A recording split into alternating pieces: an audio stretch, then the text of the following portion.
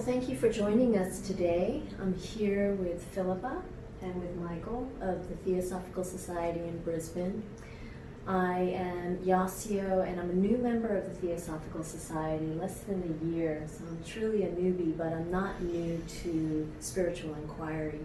I grew up in a spiritual community, I practiced meditation, and I picked up yoga about 10 years ago, and I'm really committed to my practice.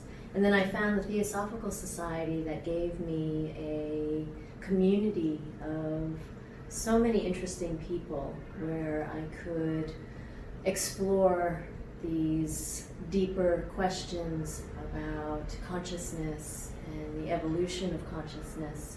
And I've sat with Philippa before and listened to one of her talks, and I really enjoyed the way that you could break down really complex concepts to very simple understandings. And it's like little bite-sized truths that I found so useful, in how I was contemplating my own inquiry into experience. So I asked Philippa and Michael to be here so that if you're thinking about your own questions and you want a community to explore that just sitting with Philippa and with Michael and asking them some questions I have here might give you an idea of the potential in joining the organization. What drew you to the Theosophical Society, and was it part of a search for God or enlightenment or truth?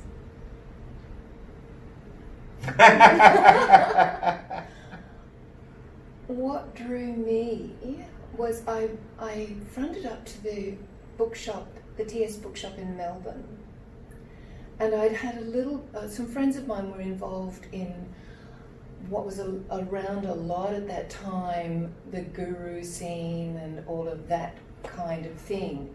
So there was an alternative to Christianity there. And I went into that bookshop, and there were these amazing photographs up on the wall of early theosophists, and I thought, wow, those women, they look really strong. That must be a really good place for me to be. And then many years later, when I returned to Brisbane and had the opportunity, I kept in mind all that time, I must go and find out what the Theosophical Society is all about. So I came here. And I think when I finally landed in a Theosophical building, one of the things which really impressed me about the Society was the freedom of thought resolution. And basically that means the Society doesn't have any dogmas. There's nothing that you have to believe. And there's nobody who can tell you what to believe. It's a basis for people who want to inquire and want to find out the truth for themselves, and I think that's an important part of it. Nobody can tell us what that truth is. I was very attracted to that myself, in that while there are kind of these icons of spiritual teachers, for a lack of a better word, it's not that these teachings are being imposed on anybody that is seeking to know more. It's almost like a guide to deepen inquiry. Yes, that's true. Yes, because whatever the teachings are, it doesn't mean a thing unless they become part of you in some way, manner or form. Yeah. So, Michael, would you like to share a bit about what drew you to the Theosophical Society? I would wander around the Circle bookshop down in Queen's Arcade, which was full of all the weird stuff, and found Vivekananda, or Vivekanand, Raj Yoga, Bhakti Yoga, what else? These little yellow Advaita Ashrama publications on, and I read through them and thought, this is the stuff, this will do. And when I finished them, we tried something else, and there was Alice Bailey, there was Blavatsky, there was Gurdjieff, there was Uncle Al, Crowley. I've got to call him Crowley. What do you call Crowley? Always called him Crowley out of deliberate mispronunciation. Who's very big these days. Who else? Oh, all the Urantia books. These Krishnamurti. well, the good ones and the crazy ones. Krishnamurti was very allied. That was actually Krishnamurti. We can sum the whole thing up. Because he was initiated or fated as the world's saviour. He got up and said, "Save yourselves," and walked away, which is the perfect message. Truth is a pathless land. Yeah, that'll do. Was his. But mine, the Circle Bookshop, you're aware of them all, you read slabs of them. Why I ended up in Theosophy is because if I were an Indian, I'd be over with Sadi in India somewhere. Sadhguru Yogi Vasudev, I think I like him. I'm a huge ghost actor, Sadi. If I were Chinese, I'd be living in a Taoist mountain somewhere with any luck. Japanese, I'd be in the Zen monastery, with occasional weekends away, like from Mossberg or somewhere. But that's not me culturally, so I thought to myself, what am I culturally? Well, I'm the pimple on the arse of the British Empire in the sublime Antipodes in Brisbane. What's my cultural heritage? And here's the cultural heritage. The building itself. And anyway, I was always aware of what Theosophy was, and then when I couldn't go to the pub for company anymore, I came here. So you're suggesting that something in you needed community, something in you needed a kind of organized Alas, support. yes. And that as introverted and as I, my great pleasure is sitting alone somewhere. But you can't do that all the time. The hermit's a glamorous archetype. But alas, we are social beings, and we really do suffer without some company. Yes. That'll do. So it's good. Yeah, good company was a phrase that's always been in my head of coming here on Wednesday nights for some good company. Right, yeah. Good company, cups of tea, and the opportunity to talk about weird stuff. Weird stuff. How would you define weird stuff? Oh.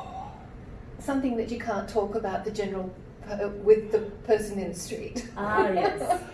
And specialized knowledge? There are, don't have to be people, but there's a state of consciousness you get in where you think you know everything, and anything that's not part of your, call it Thomas Kuhn, a paradigm, and you've got your paradigm, that's the way of the world, and anything that doesn't fit is worthless by definition. They're boring. But if you're going to open up your boundaries and explore other people's opinions, you've got to take the wheat with the chaff. Kurt Vonnegut, that was another influence, always called Blavatsky his favourite science fiction writer. And coming from Kurt Vonnegut, that's high praise indeed. Yes. Yeah. And, well, you know, it was a historical process. She's like the Beatles. She was in the right place at the right time. Well, You're cursed with the problem of followers. The curse of followers. Well, I hear you saying you're not engaging this process of inquiry to follow any particular thought. It's a way to explore even the nature of thinking. You follow ideas, you follow things, but you don't. What Philippa said about the openness of Theosophy, follow whatever path you want, as long as it doesn't involve human sacrifice or something. Well, that's cool. Yes, and I think in our libraries there's such a variety of different ideologies, different religions. So there's everything here concentrated in the one place that's ripe for exploration and discovery. Yeah, like you know, there's quite a section on Taoism, there's quite a section on Buddhism, all the Vedanta, and also psychology is important, and science. You know, the second object of the Theosophical Society is the study of comparative religion, science, and philosophy. So, and that's a very interesting area these days. What's interesting in that intersection for you, the science and the philosophy and the inquiry? I think when you look back at some of the early theosophical investigations and what came out of those, and also even back as far as the Vedas, some of the things that they say in the Vedas is now being sort of confirmed slowly and gradually and bit by bit by scientific investigation these days. Yeah. So science is confirming very ancient truths. Yes. Now, in our day, I think. I mean, I think there's a way to go, but that is starting to occur. Because that word truth is often used within religious contexts. And so there's religion, there's spirituality, and then there's theosophy. So I guess being new to theosophy, how do you see the distinctions between religion and spirituality, and where does the Theosophical Society fit? Madame Blavatsky always said that theosophy is not a religion. And if you look at the difference between the Theosophical Society and religions have their rules, their dogmas, their rituals. None of that happens in the Theosophical Society as far as thought inquiry is concerned. So there's not that being put into a box kind of thing. No. It could be limiting. I think, yes. Well, when you've got dogmas, your limit, that is a limit, isn't it? Yes. So that's one of the things that is important, very important, in the Theosophical Society. In that no one can tell anybody else what to think, or you have to believe this. You know, sometimes people say to me, "Oh, I don't think I could be a member of the Theosophical Society because I don't believe in reincarnation." And I say, that's fine, no problem. You don't have to believe in reincarnation. You don't have to be a vegetarian, you know. But a lot of people do come to those sort of ideas and incorporate them in their thinking and in their lives when they have done a bit of research and a bit of deep contemplation. Whatever it is you do. And allow the realities of life, or maybe your ideas about realities of life, to be broadened and changed. Just the broadness of the ideas presented by Theosophy is, well, I found it initially quite mind-blowing. You know, right. I had to go, wow. Yes. How do I fit that in here? Yeah. Would you agree that a basic premise of the Theosophical Society is that consciousness is a process of evolution that a human being is part of? There's a big argument. Some people say, and both sides are right, yes, it is an evolution. No, it's not an evolution because you're already everything. Yes. That's that final paradox you have to face. That's yes, right. This is all here and it's all happening and I'm doing it and I'm not. It's like coming into that non-dual understanding. But Yeah. we're in the dual world. We're in the dual world. What if there's any reason then to enjoy it? Whatever you mean by enjoy, by evolving, by expanding. So you cross over from you accept that everything's one and then jump into the pot. Yes, we are involved in duality. We have a physical body, therefore duality is inevitable for us. But the search towards truth, towards oneness, is going to a different dimension, quite a different place from what we would consider the everyday. And there you get into the realms of spirituality, perhaps. Although I really don't like the word spirituality.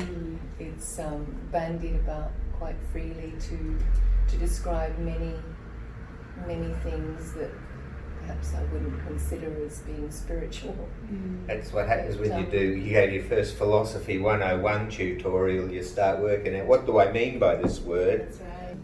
And with regard to consciousness, Yes. you know, it depends on who you ask and what their Definition perception is. Yeah. of consciousness. Yes. And I agree with Michael that it can be, it's both. Whereas our consciousness, I think that's the sort of difference. There's consciousness that's qualified and consciousness that has no qualification whatsoever. Right. Yeah. So it's kind of unlimited energy and limited or defined energy. Like this? Well, I suppose you could call it an energy. Yes. Because like, as human beings, we've got form. So We've there's got form form. and then formless. Yes, that's true. Yes. So our ideas about consciousness and our experience with consciousness is on an individual level, and we can see ourselves how it can develop. But then when you come to the formless, the timeless, the spaceless, I mean, it's beyond our comprehension. Yes. Totally beyond our comprehension. Beyond thought. Beyond thought, beyond duality. And that's where consciousness per se, I believe, Yes. resides. So, So we cannot know it, we can only imagine that it might be there. Words, knowledge, do you think it's imagination. imagination, or is it a kind of intuition or a felt sense? Mm. And does everyone experience this? Experience consciousness per se. The sense that there's something more than just thought forms. Everybody And feels experience. incomplete. Is I'm that what you're sure. asking? Yes. We all have Yes. this, from listening to a lot of people yak on for enough decades, it seems everybody's seeking something. Everyone has got this hole inside they need to fill. They can fill it with Ferraris, they can fill it with girlfriends or boyfriends, they can fill it with yachts, they can fill it with the esteem of their peers. Yep. So what's this driver, this need? It's not Yes. enoughness. Yes. And I think if you're really searching, at some point or other you have to come to terms with being content with what's happening now, and that other that we've just been talking about, that drive for something lacking. And I think that's interesting to think about, because being content with your lot is important, but on the other hand, knowing that there's more has to be part of that. Yes, because This is all because we're in time, isn't it? Yes, absolutely. well, isn't We're there in time and space. there's the you're contented, as in you're cultivating certain feeling states like appreciation or gratitude for what is in your life. But then there's that other reality, this call it emptiness, or just the kind of desire to understand, the kind of motivational force to connect with something greater than the individual personality, which I call the transcendent dimension. Yeah. What do we do with that? And is that part of human nature? Because I hear you saying it is part of human nature. We're all trying to explore and discover and connect. And that we can do it at a material level, fill it up with money and stuff. Or an emotional level, or pick a level. Yeah. Yeah, pick a level. I guess That's that's all our right. choice. Yeah. I think there's a bit of a mistake in there. We tend to, I got onto it with people denigrating the body. I am not my body, this body is a peripheral. Your body's your cursor, your avatar. It's where your whole, whatever your being might be, forward all the way back to the everything, is currently, it's what it's currently experiencing. Yes. This is where you move from appreciating things, Yes. which is the dharana, the meditation with an object, and then there's meditation without an object. Right. Yeah. Yes, all those things are in Buddhist thought, in Vedantic thought, in the Yoga Sutras. It'll be in Tierra del Fuego in Africa, in the Eskimos will be doing it whenever you look down to any cultural tradition, no matter how so-called primitive, it's all very sophisticated because humans are sophisticated. But I in think, that sense. In their storytelling, we always want a story, we always need good guys and bad guys, we always need a dynamic. Yeah, but how to feel contented within that. Enjoy the show. Yeah. Enjoy the show. What do you mean by this? Enjoy. When I get up, I've got a choice. I can either take a quick glance at the state of the world today, and I can go, oh my God, or I can go, woohoo! Because I realise I'm watching some global equivalent of The Bold and the Beautiful. It's just storytelling. Shakespeare was on with these, we strut and fret our hour on the stage, and then we're gone. So, one of my questions in my list is, okay, we're part of an evolving experience, but suffering is in that process as well, and you're kind of saying, well, we need that suffering. Do I? No. My primary argument with the all that is that you can take your suffering, stick it. I don't like it. It's aesthetically unpleasing to me. Maybe it's there. Maybe the suffering that we experience in life is there as a sort of like a cattle prod, to move us on to a point beyond that, to a point beyond. Yeah. I have a very dear friend who's 100 years old. He's in an aged care facility, and he's very widely read. He was conducting study groups here for many years at the Theosophical Society. But his philosophy boils down to acceptance.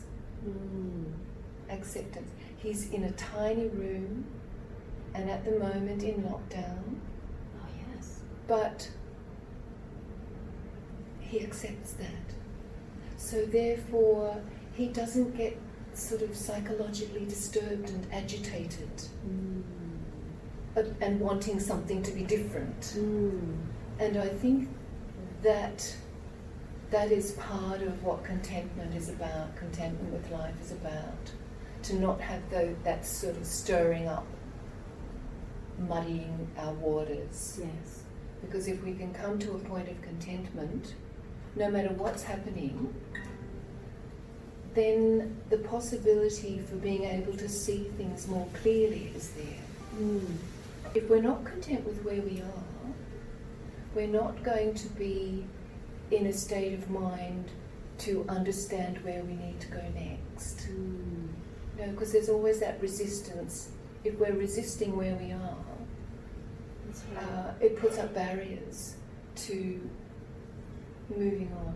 The practice of contentment, do you feel that is appropriate throughout the lifespan, or is that, in different places? If you look at the journey from the theosophical perspective, the journey of life, it's immense.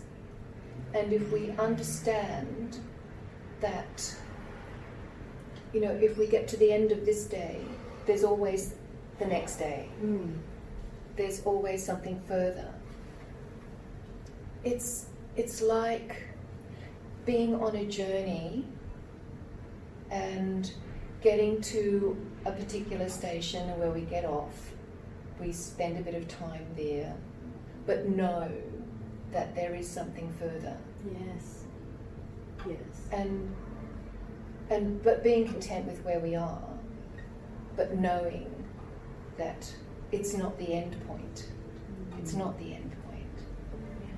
And if you look at the enormous big picture that Theosophy presents, and you come to terms with that in some way within yourself, then you know there is no end.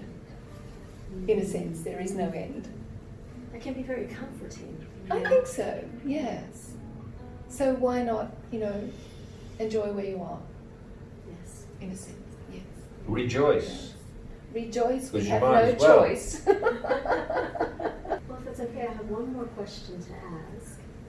And it has to do with something that I see a lot of, which is that so many people are grappling with a kind of instinctive helplessness, powerlessness around everyday living, like having to make decisions about what foods they should eat to save the planet, but then, you know, that healthy, conscious eating has ties to environmental degradation. It's almost like you can't make a clear choice that benefits all. There's always something that's going to have a drawback to it.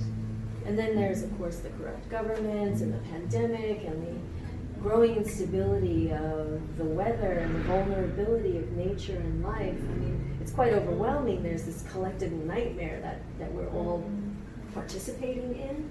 How are you dealing with that? If you're engaging with the felt sense of what's happening. When you were saying all those things that people are anxious about and what, I couldn't relate to it in any way. I can't relate to those things, and it's a mystery to me why people are feeling so insecure in lockdown. You know, I guess I'm fortunate in that, like Michael, I enjoy my own company. This is an area of definite interest. Oh, yes, yeah. Yes, and I was just thinking back to the previous question. You know, if you do have that broader view of life, you don't have those particular concerns. Those concerns being survival. Being very about me. Yeah. Okay. Yes. That broader perspective somehow keeping you uplifted out of those lower instincts of I'm losing mine or Contraction as opposed to expansion. But then we do naturally, as we breathe in and out, contract and expand. We expire and inspire. Yeah. Inspiration. And I guess I've got great faith in the restorative and recuperative powers of nature. You know, if you just look at a patch of earth that has been, well, in my opinion, desecrated, within 50 years, it's a totally different place. Things have grown and protected other things, and you end up with lovely tall gum trees. That's been a definite experience of mine in Tasmania. So I've seen for myself how nature doesn't stand still. She keeps on, and she keeps on, you know, irrespective of what we do, she's going to survive. And I read in the Mahatma letters, which is one of the earlier theosophical books, one of the Mahatmas says, you know, if you don't watch out, the earth's going to just shake itself like a dog, and you human people like fleas are going to be flung out, but the earth still remains, and she'll just start again. You know, it's not going. Our little lives are such, you know, they come and they go. And if we can't see ourselves as being part of something very much bigger, maybe we will get caught up in those sort of anxieties. Yes. About, you know, what's going to happen tomorrow or next week. Yes. And forget about being here today. Yes. It's like humans. We don't sell ourselves short or think that we're making a mess. We're not.